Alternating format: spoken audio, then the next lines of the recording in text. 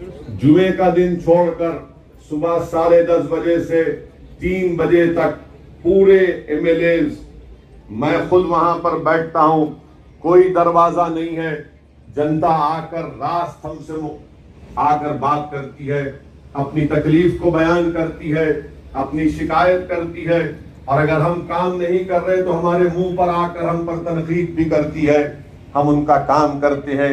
कोई भी सियासी पार्टी के दफ्तर में इस तरह का इंतजाम नहीं है कि आवाम और जनता का दरबार हफ्ते में 6 दिन लगता है, सुबह 10:30 बजे से दोपहर में करीब 2:30-3 बजे तक, जिसका की तकलीफ होती है। अगर हमसे वो उनकी मदद हो सकती है तो हम फौरन उनका काम कर देते हैं।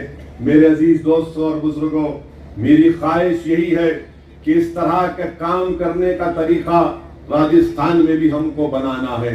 और अगर आप लोग मुत्तहिद हो जाएंगे, अगर आप मुत्तहिदा तौर पर अपना एक अकॉर्ड मजलिस के हक में इस्तेमाल करेंगे, तो मैं आपसे वादा कर रहा हूं कि हम सत्ता अपनी अना के लिए या अपनी इज्जत में इजाफा करने के लिए हम चुनाव नहीं लड़ते।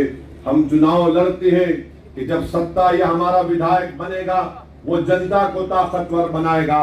आज आप देखते हैं कि भारत की राजनीति में जितने पॉलिटिशियन, जितने राजनेता आते हैं, वो अपने आप को मजबूत और ताकतवर बनाते हैं और जनता को कमजोर बना देते हैं।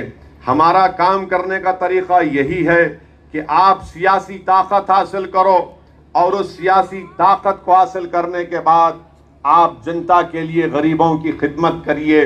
जब हम अपने दारुसलाम में, अपने हेड ऑफिस में बैठते हैं, तो ये नहीं देखते कि कौन किस समुदाय का है, कौन मुसलमान है, कौन हिंदू है, कौन दलित है। हर कोई आता है, बल्कि भाजपा के कई लोग हमारे दफ्तर को आकर हमसे काम लेते हैं, मगर हम कभी भी उनसे ये नहीं कहते कि तुम भाजपा का रहकर हमारे पास क्यों काम लेकर आए हो। हम ये कहते हैं कि अल्हम्दुलिल्लाह तुम हमारे दफ्तर को आए हो, ये कहकर तुम समझ कर आए हो कि तुम्हारा काम होता है। यही हमारी सबसे बड़ी कामयाबी है। मेरे अजीज दोस्तों और बुजुर्गों, एक और बात आपको बताना जरूरी समझता हूं कि हमारे वालिद मरहूम सुल्तान सलाहुद्दीन ओवैसी, अल्लाह उनकी मग़फ़िरत करे, उन्होंने 2005 में हैदराबाद में जितने गवर्नमेंट के उर्दू स्कूल्स हैं, 2005 से अब तक इंशाअल्लाह अब एक 8-6-7 दिन में वो फंक्शन होगा। हम हर साल गवर्नमेंट के उर्दू स्कूलों में जो बच्चे पढ़ते हैं, 10,000 करीब 10 से 12,000 बच्चों को हम एक स्कूल का बैग देते हैं। उसमें किताबें होती हैं, उसमें कंपास बॉक्स होता है। जो 10वीं जमात के बच्चे और बच्चियां होते हैं, उनकी इम्तिहान की फीस हम देते हैं। और जब 10वीं जमात का इम्तिहान होने से 2-3 महीने पहले हम एक मॉडल पेपर बनाकर उसकी किताबें मुफ्त में उन बच्चों को पूरे तेलंगाना की रियासत में बांटते हैं, ताकि वो 10वीं जमात में अच्छे इम्तिहान से कामयाब हो जाएं। और हमारे पास एक स्कीम है कि जब 10वीं जमात के बाद अगर कोई 80% लेकर आता है, तो उस बच्चे को या उस बच्ची को, चाहे कोई भी लाओ, उर्दू के मीडियम में उसको 7,000 रुपये का कैश रिवार्ड देते हैं। अगर कोई 70% लाता है तो 5,000 देते हैं। और अगर किसी गवर्नमेंट के स्कूल का पास परसेंटेज 100% होता है, तो स्कूल के हेडमास्टर और टीचरों को हम एक 7,000 रुपये का कैश रिवार्ड देते हैं, इनाम देते हैं, क्योंकि उनके हौसलों को बुलंद रखा जाए। ये आप देखेंगे कि मजलिस कैसा काम करती है हैदराबाद में। एक तो सियासी दफ्तर में बैठते हैं, जनता के सामने बैठकर उनका काम करते हैं। तालीम के मैदान में हमारे तालीमी इदारे मजलिस ने खोले, और फिर हेल्थ के मामले में अस्पताल मजलिस ने खोला। मेरे अजीज दोस्तों, मेरी इज्जतदार माँ और बहनों, ये भी हो सकता है राजस्थान में वो उस वक्त होगा जब आप एक सियासी ताकत और क़ुव्वत बनकर उभरेंगे। याद रखिए, ये लड़ाई असदुद्दीन ओवैसी और जावेद और जमील और आसिफ, हाजी आसिफ जो लड़ रहे हैं, ये लड़ाई हम आने वाले बच्चों के मुस्तकबिल को अच्छा रखने की लड़ाई लड़ रहे हैं। ये हमारी लड़ाई अपनी जात की लड़ाई नहीं है। ये हम अपनी अना के लिए नहीं लड़ रहे हैं, अपनी मकबूलियत के लिए नहीं लड़ रहे हैं। मेरे अजीज दोस्तों और बुजुर्गों, यही चीजें हैं जिसको देखकर लोग मजलिस इत्तेहादुल मुस्लिमीन से नफरत करते हैं, के खिलाफ कैंपेन किया। भाजपाइयों ने उत्तर प्रदेश से बाबा को बुलाया और 4 घंटे उसको बस में बिठाकर हैदराबाद की खूबसूरती दिखाया। ये सब मेरे खिलाफ आकर मेरे खिलाफ काम करते हैं, मगर अल्लाह का फजल रहा, नबी करीम सल्लल्लाहु अलैहि वसल्लम का सदका रहा कि अल्लाह ने हमको भाजपाइयों पर और जालिमों पर कामयाब और कामरान करता रहा। मेरे अजीज दोस्तों और बुजुर्गों, ये काम मजलिस ने किया, इसलिए हमसे नफरत करते हैं। अरे जब इतने तालीमी इदारे हमने कायम किए, अस्पताल हमने कायम किए, ये बात सुन लो आप, जब मैं मर जाऊंगा तो मेरी औलाद को नहीं मिलेगा, ये मेरे परिवार और खानदान का नहीं होगा, ये कौम की अमानत है और कौम उसको चलाएगी सुबह क़यामत तक इंशाअल्लाह ताला। हमारा कोई हिस्सा नहीं है। अगर मैं जब मरूंगा, जब कभी अल्लाह का हुक्म आएगा, हम तमाम को जाना पड़ेगा। मैं अपने हेड ऑफिस में मेरी खबर नहीं बन सकती, क्योंकि वो कौम की अमानत है। ये मिजाज, ये काम करने का तरीका मजलिस इत्तेहादुल मुस्लिमीन का है। मुझे अफसोस होता है कि जब हमारी दुश्मनी में हमारी लोग हमारी मुखालिफत करते हैं, मैं उनसे कहता हूं कि आओ आकर हमारा काम देखो। जब पूरे मुल्क में कोविड से लोग परेशान थे, मैंने हैदराबाद में हमने अपने पैसों से 1000 ऑक्सीजन के सिलेंडर, मजलिस के कॉर्पोरेटर माजिद यहां पर मौजूद है, फोन आता था कि हमको ऑक्सीजन का सिलेंडर की जरूरत है।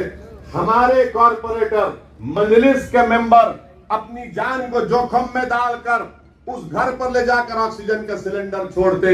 जब ऑक्सीजन का सिलेंडर की कमी पड़ी तो लोगों ने कहा कि हमको वो क्या बोलते उसको, हम वेंटिलेटर नहीं, ऑक्सीजन कॉन्सेंट्रेटर चाहिए। तो किसी ने कहा कि बर्तानिया से आप मंगवाइए, तो मैंने बर्तानिया से 80 ऑक्सीजन कॉन्सेंट्रेटर मंगाए। लोग फोन करते थे सुथाली मारने के लिए, एहसान जताने के लिए नहीं कह रहा हूं, लोग फोन करते थे, हम उनके घर को ले जाकर मुफ्त में देते थे। कई मर्तबा 10 मर्तबा ऑक्सीजन सिलेंडर को रिफिल करना पड़ता था। मजलिस के जिम्मेदार अपनी गाड़ियों में, अपनी मोटरसाइकिल पर ऑक्सीजन का सिलेंडर, ऑक्सीजन कॉन्सेंट्रेटर रखकर उनके घर तक पहुंचाते थे। किसी से भी एक पैसा हमने नहीं लिया। लोग रात में फोन करते थे कि सऊद्दीन ओवैसी, मेरी मां को अस्पताल में बेड नहीं मिल रहा है। हम रात भर तमाम जिम्मेदार मजलिस के जागते और उसके बेड दिलाने की कोशिश करते। तरीका ये हमारा जज्बा है। मेरे अजीज दोस्तों और बुजुर्गों, मेरी आपसे ही गुजारिश है कि राजस्थान में आप एक मर्तबा मजलिस इत्तेहादुल मुस्लिमीन को अपनी दुआओं से, अपनी सरपरस्ती से एक बार नवाज कर देखिए। जो काम हमने हैदराबाद में भी कर रहे हैं, वो इंशाअल्लाह ताला हम राजस्थान में भी कर सकते, मगर कब करेंगे? जब आप एक सियासी ताकत बनेंगे, जब आपके विधायक जीत कर जाएंगे, जब आपका जिला परिषद में आपके लोग जीत कर जाएंगे। अगर आप ये समझेंगे कि नहीं, दिमाग में शक पैदा होगा, कैसे हम अपने विधायक को बना पाएंगे? याद रखिए, हमारे दिमागों की ट्रेनिंग इस तरह कर दी गई है कि जब बच्चा पैदा होता है मुसलमानों में, तो घर के बड़े बुजुर्ग को बुलाकर कहते हैं कि इसके कान में अज़ान दे दो। और हमको क्या सिखाया गया कि अज़ान देने के बाद हमको बोल दिया गया कि अब जब ये 18 साल का होगा तो इसको कांग्रेस को वोट देना पड़ेगा। ये हमको बना दिया गया है, ये हमको सिखाया दिया गया है। हमारे दिमाग में ये लोग बोलते हैं कि वोटिंग मशीन में, चिप में कुछ खराबी है। मैं कहता हूं हमारे दिमाग में बात डाल दी गई है कि बेटा तू 18 साल का होगा तो कांग्रेस को वोट देना। कांग्रेस को वोट पीढ़ी दर पीढ़ी दिए, नेहरू को दिए, शास्त्री को दिए, इंदिरा को दिए, राजीव को दिए, मनमोहन को दिए, कितनों को दिए, मगर आपको क्या मिला मुझे बताओ। ये मैं नहीं कह रहा हूं, राजस्थान सरकार के आदादोशुमार, उनके आंकड़े पुकार कर कह रहे हैं कि राजस्थान में मुसलमानों से नाइंसाफी हुई है। आप ही के इस विधानसभा में क्या यह बात सच नहीं है कि मुस्लिम बस्ती में एक ही स्कूल है 12वीं जमात का? है नहीं है, एक ही स्कूल है। भाई विधायक जी से पूछते कि भैया तुम्हारी सरकार, तुम्हारा मुख्यमंत्री, तुम ताकत में, प्रशासन तुम्हारा गुलाम, तुम एक दो स्कूल तो खुलवा देते ताकि हमारे बच्चियां पढ़ती, हमारे बच्चे पढ़ते। वो नहीं करवा सकेंगे। इनको डर है कि मुसलमान जब पढ़ना शुरू कर देगा, जब वो पढ़ लेगा तो इनके सर पर बैठकर इनको हुक्म देगा, इसलिए नहीं पढ़वाना चाहते मुसलमानों को।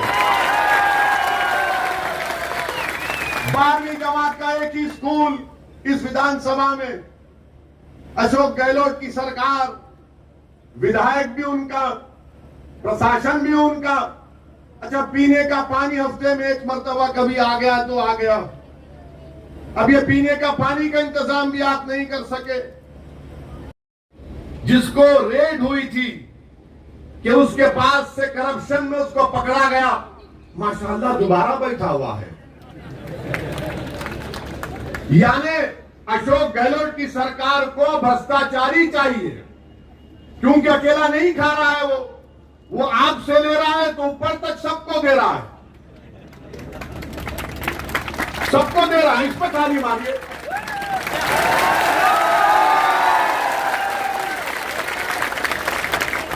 यानी गारत का घड़ा है, भरता ही नहीं है कि बस खाया जाए, लूटा जाए, खून चूसा जाए। अब आप देख लीजिए, फिर यहां पर 12वीं जमात के बाद हमारी बच्चियों को बताया गया मुझे कि इनको सिद्धनगढ़ और दिदवान जाना पड़ता है प्राइवेट कॉलेज में। यहां खुलवा देते एक कॉलेज।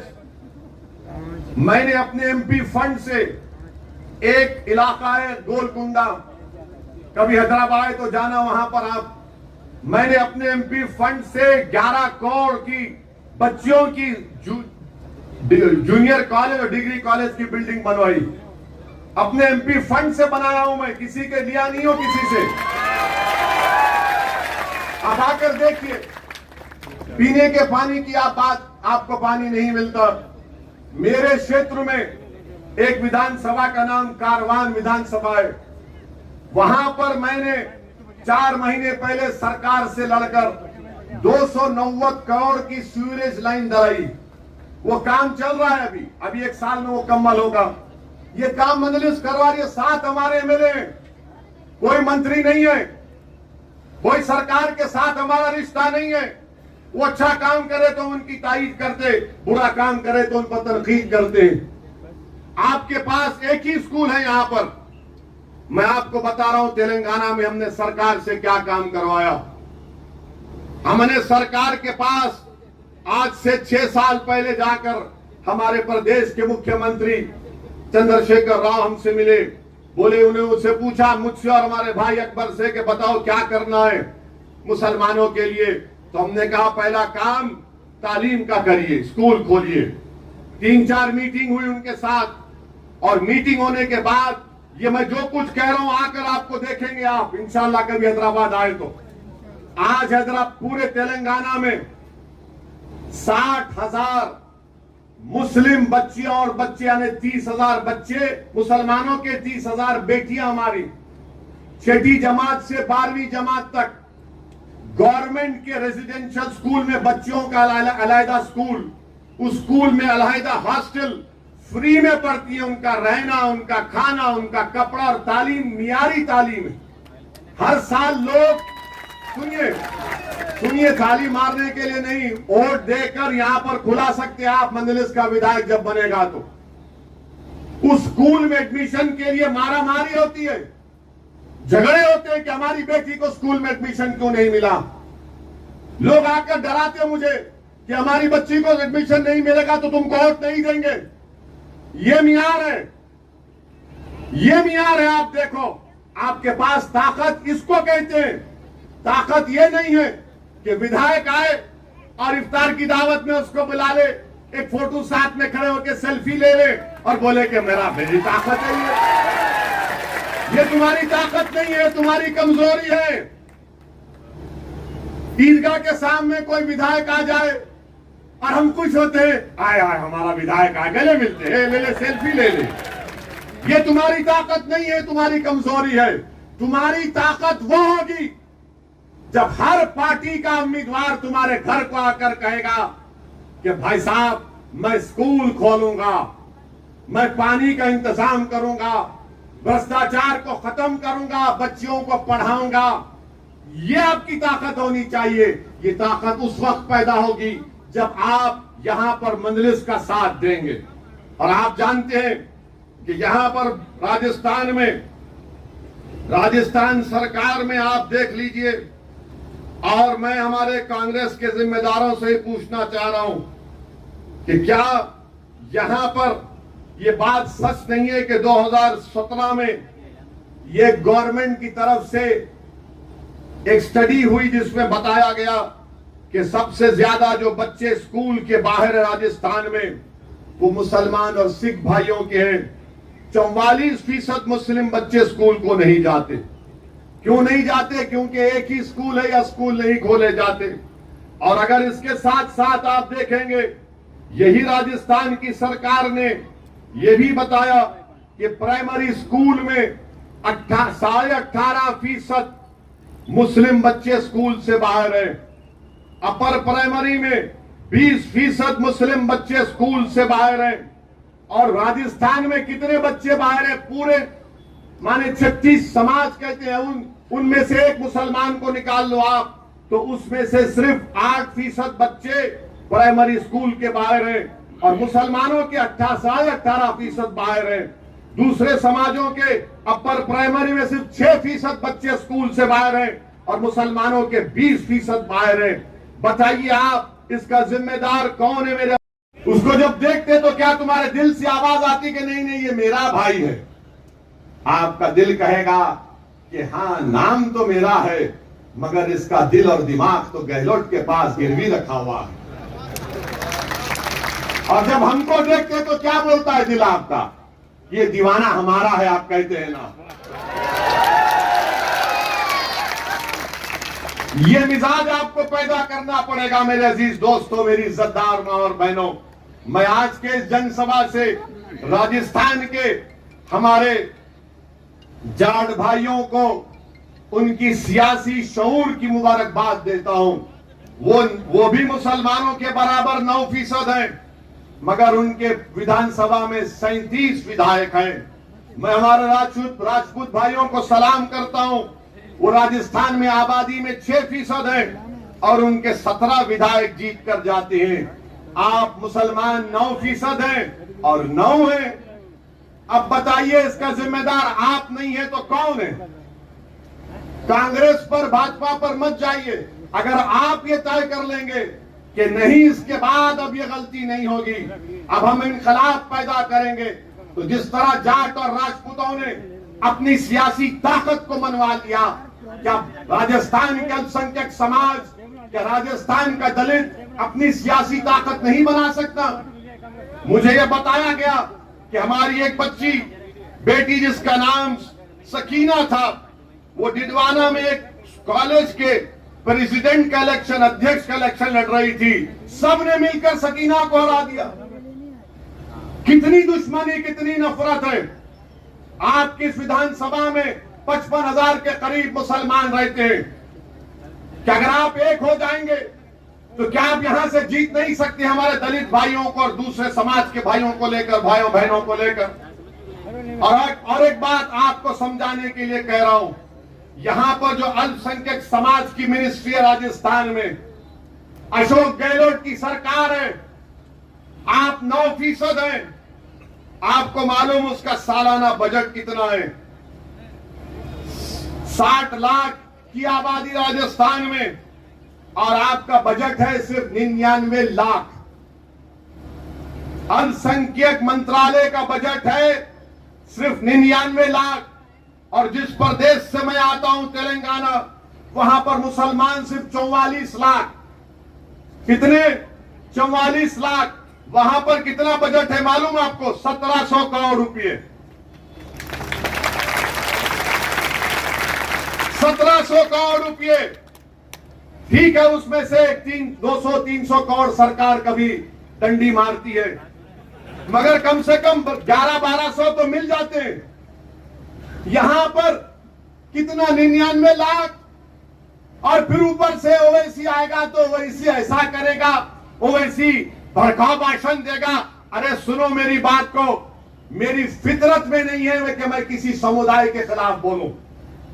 मैं रसूलुल्लाह सल्लल्लाहु अलैहि वसल्लम का उम्मती हूं, मैं कुरान को सुन्नत को मानने वाला हूं, तो मैं कैसे किसी के खिलाफ, किसी के मजहब के खिलाफ बोल सकता हूं।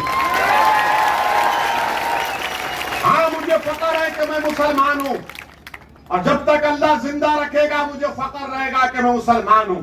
मगर क्या मैं किसी समुदाय का खिलाफ हूं? कभी नहीं था, ना रहूंगा इंशाअल्लाह। मेरी लड़ाई इंसाफ की लड़ाई है। जब आपको चांद और सूरज मिल सकता है तो मुझे नहीं मिल सकता। जब दूसरों को सब सम्मान मिलता है तो मुझे सम्मान नहीं मिलेगा। जब दूसरों की जान की कीमत है तो मेरी जान की कीमत नहीं है। यही तो मेरी लड़ाई है कि बराबरी की लड़ाई है, हिस्सेदारी की लड़ाई है, सम्मान की लड़ाई है। और इसी पर हम पर उंगलियां उठाते हैं कि वो इसी भड़काऊ भाषण देता है। अगर सच्चाई को बयान करना भड़काऊ भाषण है, सुन लो प्रशासन वालों, सुन लो अशोक गहलोत के चमचों, जब तक मैं जिंदा रहूंगा सच्चाई को बयान करते रहूंगा। अगर आप ये समझ रहे हैं कि हमारी जनसभा में लोगों को रोक कर आप बड़ा तीर मार लिए, अरे जब चुनाव आएगा रोक कर बताओ, देखूंगा मैं। उत्तर प्रदेश के चुनाव में मेरी गाड़ी पर गोलियां चलाई गई मुझे हत्या करने के लिए। 6 गोलियां चलाई, 6.5 फीट से गोलियां चलाई गई थी। अल्लाह ने यह हुक्म फरमा दिया था कि उस दिन ओवैसी नहीं मरेगा तो नहीं मरा। अरे जब गोलियां मेरे हौसले और अज़म को नहीं रोक सकती तो कोई एक सरकार 5 साल की क्या कर लेगी आपका हमारा? इंशाअल्लाह कुछ नहीं बिगाड़ सकेगी। मेरे अजीज दोस्तों और बुजुर्गों, इसीलिए हम आपसे अपील कर रहे हैं कि आप बुजुर्गों की हमको सरपरस्ती चाहिए, आपका साथ चाहिए, हमारी मां और बहनों की दुआओं की जरूरत है। और नौजवानों, तुम्हारे जोश और जज्बे को एक सही राह दिखाना है। तुम्हारे जोश और जज्बे को अल्लाह सलामत रखे। नौजवानों, ये लड़ाई हम तुम्हारे लिए लड़ रहे हैं। और आज आप देख रहे हैं कि कांग्रेस पार्टी में माशाल्लाह से एक सर्कस बनी हुई है। कांग्रेस पार्टी, एक मुख्यमंत्री का एक मिनिस्टर कहता है कि राजस्थान में सिर्फ 2 नारे लग सकते हैं, एक राजीव गांधी अमर है, दूसरा अशोक गहलोत जिंदाबाद के नारे लग सकते हैं। मैं उनसे कह रहा हूं कि मैं कह रहा हूं अशोक गहलोत मुर्दाबाद, नरेंद्र मोदी मुर्दाबाद। क्या करोगे? क्या करोगे? गोली मारोगे? जेल में डालोगे? डालो डालो। टीवी पर आकर कहता है। और फिर एक बीजेपी का विधायक जो था, हम आते हैं तो हमको परमिशन नहीं मिलता या तंग किया जाता है। हमारे एक बीजेपी का नेता है, उनका नाम है ज्ञानदेव आहूजा। ज्ञानदेव आहूजा ने वीडियो में कहा कि हमने 5 को मार दिया और वो बाहर फिर रहा है। और बीजेपी से गहलोत मिले हुए हैं क्या? उसको क्यों नहीं पकड़ते आप?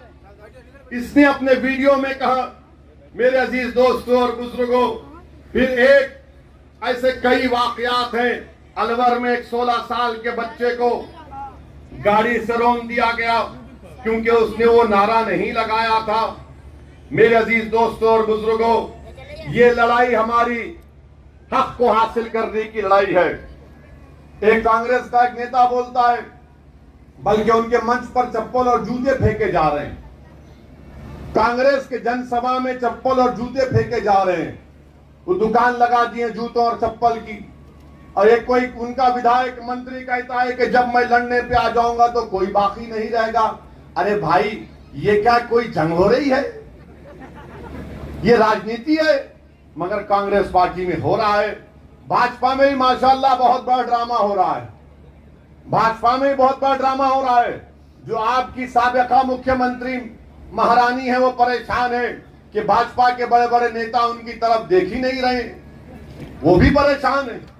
मगर ये दोनों हमसे ज्यादा परेशान है। ये क्यों आ रहा है? चुनाव 1 साल है अभी से, क्यों आ रहे हैं? आएंगे, हम जरूर आएंगे। ये मेरा संवैधानिक हक है। मुझे, मैं अपनी बात जनता के दरमियान में खड़े होकर बोलूंगा। ये जनता तय करेगी, आवाम तय करेगी। अगर मेरी बात में सच्चाई है, अगर जनता मेरी बात से मुतासिर होती है, अगर आवाम अपने मासूम बच्चों के मुस्तकबिल के लिए फिक्रमंद है, अगर जनता ये चाहती है कि उनको सम्मान मिले, अगर वो जनता चाहती है कि हमको अपना हक मिले, तो जरूर एक सियासी ताकत और कुव्वत बनकर उभरेंगे। मेरे अजीज दोस्तों और बुजुर्गों, बीजेपी की सरकार देश में है और देश के प्रधानमंत्री ने ये तय कर लिया है कि भारत के युवाओं का मुकद्दर वो बेरोजगारी बनाकर रख देंगे। जितने युवा पूरे विश्व में, पूरी दुनिया में, अगर युवा बेरोजगार है तो भारत में है। मगर देश के प्रधानमंत्री से आप पूछो नौकरी के बारे में तो बोलेंगे भाइयों बहनों चाय पी लो। नौकरी किसी को नहीं मिलती। जब आप पूछेंगे महंगाई कंट्रोल क्यों नहीं कर रहे मोदी जी आप, तो बोलेंगे क्या मैंने राम मंदिर नहीं बना दिया? कोई गरीब बोलेगा कि किसान को उसकी धान की कीमत नहीं मिल रही है, तो मोदी जी बोलेंगे मैं अब ज्ञानवापी के पीछे पड़ चुका हूं। जब बच्चे जाकर बोलेंगे मोदी जी स्कूल नहीं खोले गए, तो मोदी जी बोलेंगे क्या मैं मदरसों का सर्वे नहीं करा रहा हूं? माने हर चीज को हमसे जोड़ देते। तो देश के युवाओं को, राजस्थान के युवाओं को यह समझना पड़ेगा कि उनको बीजेपी ने क्या दिया और उनसे क्या छीन लिया। अगर कोई बच्चा स्कूल को जाता है, वो पेंसिल अगर खरीदता है तो पेंसिल पर देश के प्रधानमंत्री ने उस पर जीएसटी लगा दिया। पेंसिल के ऊपर, किताब के ऊपर। और देश के प्रधानमंत्री बोलते हैं मन की बात में कि टेंशन मत लो इम्तिहान में। वो माँ बाप पर तो टेंशन में मर रहे हैं मोदी जी। वो अपने बेटी और बच्चे के स्कूल को भेजाने के लिए उसके पेंसिल पर आपने जीएसटी लगा दिया, किताब पर जीएसटी लगा दिया, चावल का पैकेट जीएसटी, दाल की पैकेट जीएसटी, तेल का डब्बा जीएसटी। अब खाली सांस लेने पर जीएसटी लगाना बाकी है।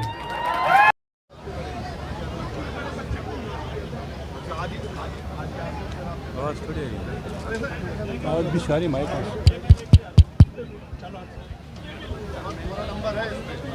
Hello hello